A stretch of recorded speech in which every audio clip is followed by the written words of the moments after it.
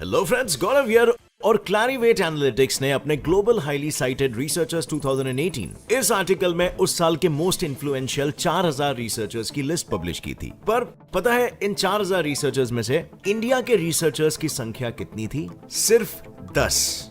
हाल ही में जारी हुई क्लैरिवेट एनालिटिक्स की रिपोर्ट में पता चला है कि दुनिया के 4000 सबसे हाईली साइटेड साइंटिस्ट में सिर्फ 10 भारतीय ही शामिल हैं। हाँ, सही सुना आपने, सिर्फ 10। यकीन नहीं हो रहा तो ये सुनो, यूएसए और चाइना इन दोनों ने ग्लोबल रिसर्च और डेवलपमेंट में आज तक 50% का कंट्रीब्यूशन दिया है, लेकिन उसी जगह इस कंट्रीब्यूशन में इंडिया का हिस्सा 2.7% जितना है। सिर्फ और सिर्फ 2.7%। तो आखिर ऐसी कौन सी वजह है जिससे इंडियन साइंटिस्ट के इन्वेंशंस को ग्लोबल प्लेटफॉर्म पर रिकॉग्निशन नहीं मिल रहा है? क्योंकि ऐसा तो नहीं है कि हम इंडियंस इनोवेटिव नहीं होते हैं या यहाँ पर साइंस एंड टेक्नोलॉजी में लोगों को जीरो इंटरेस्ट है। और अगर ये हालत अंतर्राष्ट्रीय लेवल पर हमारी है तो इंडिया को ऐसे कौन से चेंजेस की जरूरत है जिससे साइंटिस्टों की इस हालत में हम सुधार ला सकते हैं? आइए जानते हैं इन्हीं सारे सवालों के जवाब in our today's video titled why Indian scientists fail to get recognised by the world. साल 1901 से लेकर 2021 तक इन 120 सालों में टोटल 943 लोगों को नोबेल प्राइजेस मिल चुके हैं, लेकिन पता है इतने लोगों में से इंडियंस ने कितने जीते हैं? सिर्फ 12। और इंडियंस पूरे दुनिया के पॉपुलेशन का लगभग 13 से 15% कंट्रीब्यूट करते हैं। तो आखिर इतने कम नोबेल प्राइजेस क्यों? वेल, इसके कई सारे रीजंस हैं, पर सबसे पहले नजर डालते हैं उस रीजन पर जो एक काफी बड़ा रीजन है। Reason number 1, Indian scientist British empire के समय से फेस करते आ रहे हैं रेसिज्म। सुब्रमण्यम चंद्रशेखर, जो इंडिया के जाने माने एस्ट्रोफिजिसिस्ट हैं और जिन्होंने व्हाइट ड्वार्फ स्टार के थियरी को दुनिया के सामने लाया, वो साल 1930 में अपने हायर स्टडीज के लिए इंग्लैंड के कैम्ब्रिज यूनिवर्सिटी में गए थे। उसके 5 साल बाद जब उन्होंने अपनी चंद्रशेखर लिमिट इस थियरी को रॉयल एस्ट्रोनॉमी सोसाइटी के सामने रखा, तब सोसाइटी के British physicist sir Arthur Eddington ने इस थियरी को गलत बताकर उसकी आलोचना की। लेकिन फिर आगे जाके उनकी यही थियरी एक्सेप्ट भी हुई और उन्हें उसके लिए नोबेल प्राइज से भी नवाजा गया। लेकिन उनकी वही थियरी को पहले ब्लेटेंटली रिजेक्ट क्यों कर दिया गया था? इसके ऑब्वियसली बहुत सारे रीजंस हो सकते हैं, बट काफी लोगों का मानना है क्योंकि वो एक इंडियन थे। इनफैक्ट ऐसा भेदभाव एक बार ही नहीं, कई बार इंडियन साइंटिस्ट के साथ हुआ है। जैसे Indian theoretical physicist Satyendra Nath Bose, जिन्होंने 1920 के डेकेड में अपने planks law and hypothesis of light quanta इस रिसर्च आर्टिकल को British journal the philosophical magazine को पब्लिश करने के लिए दिया था, पर ब्रिटिश जर्नल ने उसे पब्लिश करने के लिए साफ इनकार कर दिया। लेकिन उनका ये रवैया एक झटके में चेंज हो गया जब सत्येंद्र नाथ बोस जी ने एल्बर्ट आइंस्टाइन की मदद से आर्टिकल को पब्लिश करने के लिए भेजा। एंड गेस व्हाट, इसके बाद वो आर्टिकल पब्लिश हो भी गया। बट यहाँ पर सोचने वाली बात यह है कि जब बोस जी की थियरी पहले से ही करेक्ट थी, तो क्यों उनके आर्टिकल को दुनिया के सामने लाने के लिए उनको आइंस्टाइन की मदद लेनी पड़ी? क्या जर्नलिस्ट का बिहेवियर बोस जी के प्रति रेसिस्ट नहीं था? आपको क्या लगता है, हाँ या ना? और सिर्फ ये अकेला नहीं, सुबह से लेकर रात तक ऐसे कई सवालों के जवाब आपके मन में आते होंगे जिनके बारे में आपको नॉलेज होती है, पर सोचो अगर ऐसे क्वेश्चंस के आंसर्स का प्रेडिक्शन करने के लिए आपको कैश मिलने लगे तो आप अपनी नॉलेज को बढ़ाने के लिए कितने मोटिवेट होगे? और इसीलिए मैं आपके लिए लेके आया हूं प्रोबो ऐप, एक ऐसा प्लेटफॉर्म जहां आप अपने नॉलेज की वजह से अर्न कर सकते हो मनी। बिल्कुल उसी तरह जिस तरह मैंने प्रोबो पर क्रिप्टो की डिस्कवरी से लेकर फाइनेंस के इंटरेस्टिंग टॉपिक्स को जाना है, जैसे कि will the budget extend GST compensation to states for 4 years और मोर से लेकर will bitcoins monthly return for January be more than 6%, will Rohit Sharma become the next captain of Indian national test team after Virat Kohli, जैसे simple और thrilling questions भी मिलते हैं। और इन questions पर आप अपना ओपिनियन क्या है, आप उसके बारे में क्या सोचते हो, चूज कर सकते हो। और जैसे ही आप प्राइस और क्वांटिटी सिलेक्ट करोगे, आपका काम डन। क्योंकि इससे ना सिर्फ आपके करंट अफेयर्स की नॉलेज बढ़ती है, बल्कि आपका माइंडसेट इंफॉर्मेशन को बेहतर तरीके से स्टोर करता है। प्लस इसके साथ ही यहाँ पर आपकी ही तरह किसी भी टॉपिक को लेकर थाउजेंड्स ऑफ लोग क्या सोचते हैं, आपको ये भी पता चलता है, जिसे कहते हैं ओपिनियन ट्रेंड। और इसीलिए तो पिछले 6 महीनों में प्रोबो पर 10 लाख प्लस यूजर्स ज्वाइन हो चुके हैं। तो देर किस बात की है, आप भी इस प्रेडिक्शन मार्केट प्लेटफॉर्म का हिस्सा बनने के लिए मेरे वीडियो के नीचे डिस्क्रिप्शन लिंक से आज ही से रजिस्टर करो और नॉलेज और अर्निंग को बढ़ाओ। अब खैर, ये तो हुई पुराने जमाने की बात, पर क्या आज के टेक्नोलॉजिकल ओरिएंटेड वर्ल्ड में इस रेसिज्म में कुछ सुधार आया है? Well, we are not sure, but Probably not. Indian American attitude survey IAS के 2020 के सर्वे अनुसार अमेरिका में रहने वाले हर 2 इंडियंस में से एक इंडियन को उनके कलर की वजह से डिस्क्रिमिनेट किया जाता है। यानी 21st सेंचुरी के इतने टेक्नोलॉजिकल डेवलपमेंट के बावजूद आज भी ग्लोबल लेवल पर साइंटिस्ट्स रेसिज्म का शिकार फेस करते हैं। The incident comes to light after an Indian engineer, Srinivas, from Kansas City, was shot dead in an apparent racial attack by an American.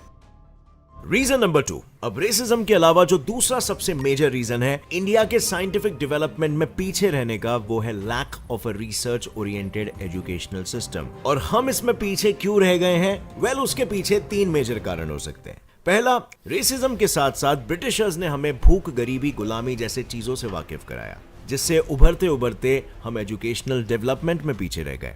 अब यही देख लो कि आज ग्लोबल यूनिवर्सिटीज में टॉप माने जाने वाली यूनिवर्सिटी यानी कि हार्वर्ड यूनिवर्सिटी यूएसए की सबसे ओल्डेस्ट रिसर्च यूनिवर्सिटी है, जिसकी स्थापना साल 1683 में हुई थी। उसी जगह इंडिया का सबसे पहला science and engineering institute, Indian institute of science IISc की स्थापना साल 1909 में हुई थी। इस लेट राइज की वजह से हमारे देश के साइंस और टेक्नोलॉजी फील्ड का एजुकेशन अभी भी इंटरनेशनल बेंचमार्क जितना हाई नहीं है, जिससे अल्टीमेटली बहुत कम लोग साइंस की तरफ मुड़ रहे हैं। यूनेस्को यानी कि United Nations educational, scientific and cultural organisation के रिसर्च अनुसार आज इंडिया में पर मिलियन पॉपुलेशन के हिसाब से सिर्फ 140 रिसर्चर है। उसी जगह स्वीडन में उनकी संख्या 6139 है, जापान में 5546 है और यूएसए में 4651 है। दूसरा है हमारा बजट।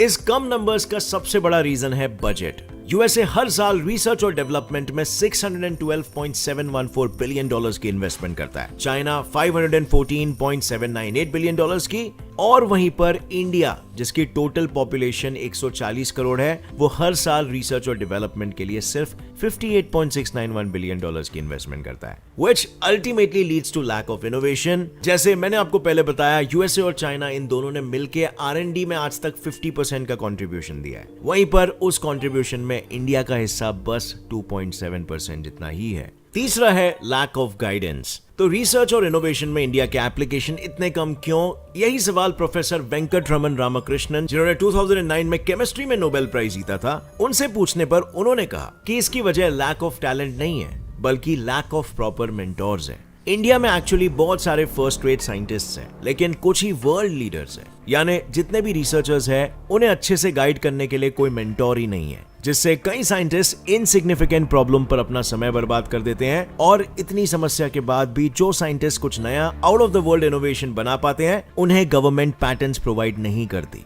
और मैं ये ऐसे ही नहीं कह रहा हूं, क्योंकि वर्ल्ड इंटेलेक्चुअल प्रॉपर्टी ऑर्गेनाइजेशन के रिसर्च डेटा अनुसार साल 2010 से 2019 तक इंडियंस ने 1.2 लाख से भी ज्यादा पेटेंट्स दर्ज किए हैं, लेकिन उनमें से सिर्फ 13,670 पैटेंट्स ही गवर्नमेंट की तरफ से ग्रांट हुए हैं। कंपैरेटिवली अब्रॉड में इंडियंस द्वारा किए गए 1,07,000 पैटेंट एप्लीकेशंस में से 44,477 पैटेंट्स को ग्रांट किया गया है। अब भारत का एजुकेशनल सिस्टम तो हमें R&D में पीछे रख ही रहा है, लेकिन इसके अलावा भी अगर आप कैसे ना कैसे करके एक रिसर्चर बन भी जाओ, तो अच्छे खासे चांसेस है कि आप अपनी सैलरी से खुश नहीं होगे, क्योंकि यही है हमारा reason number 3, salary offered to Indian scientists.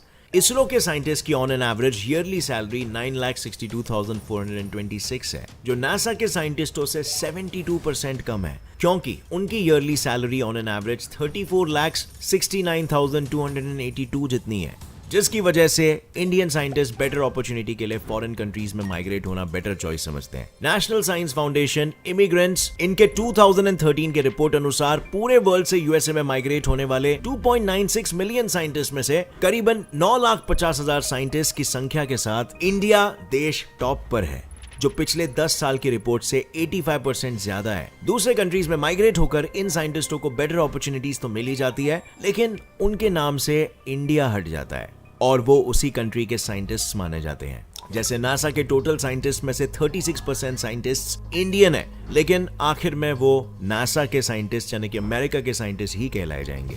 अब सवाल यह है कि इस कंडीशन से निकलने के लिए कौन से चेंजेस की जरूरत है? सबसे पहला चेंज है भाई लोग, एजुकेशनल चेंज।